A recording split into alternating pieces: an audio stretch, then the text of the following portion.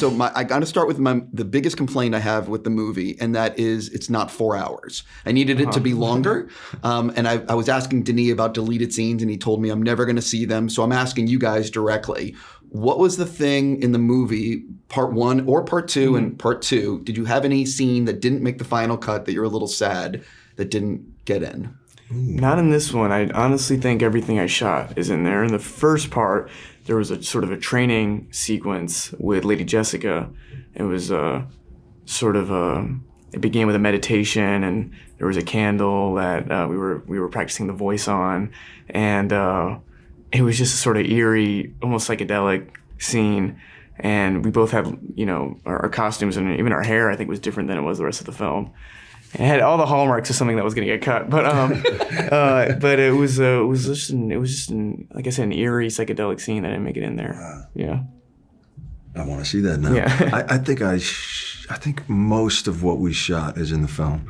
I mean, there's other takes. We did so many versions of things, so I'd be so curious to see other versions, but.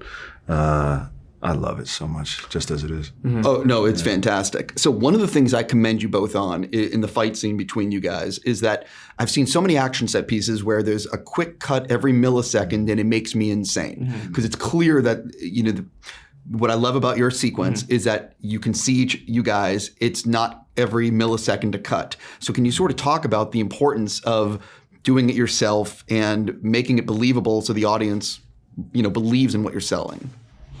Yeah, I mean, we were so fortunate to have the greatest stunt team in the world, and so we both trained for months before we even met, and before we were in Hungary, and trained in Cali with a guy named Alvin in LA, and then Roger Ewan came on board and started getting more and more specific with us about what the fight was going to be, and it went through many different incarnations in a way, that fight, and then our first meeting was in the stunt room, and then we fought immediately, and so we just knew that this was going to be this thing that was really vital, and I mean that's kind of what we bonded on. I saw how hard Timothée had worked on it, and so we wanted to bring out the best in each other and try to kill each other without actually hurting each other. Sure. Yeah. What is it like delivering a monologue in another language? Yeah, thrilling. I mean, that was probably the couple of days on set I was looking forward to the most, because you're in a movie of this size, and even playing one of the lead characters, the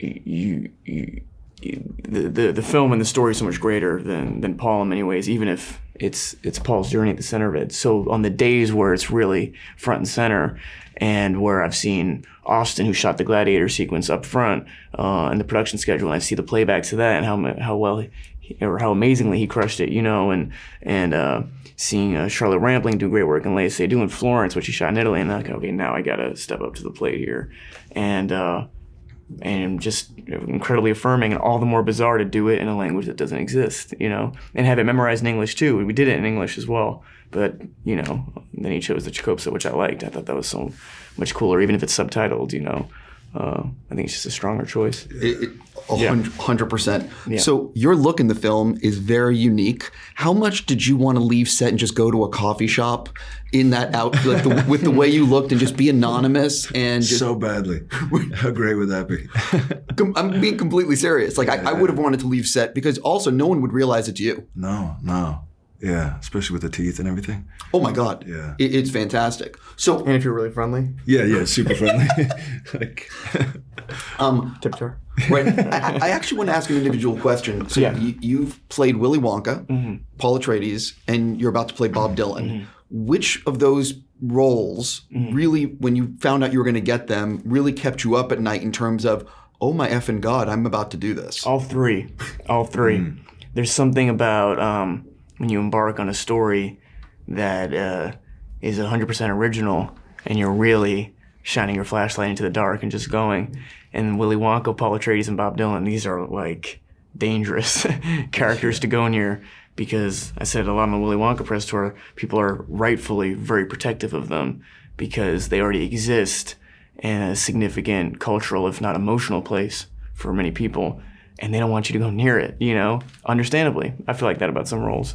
or characters in in public imagination. But that's the end of that thought. But I guess I'm still gonna do them. No, yeah. You're brave.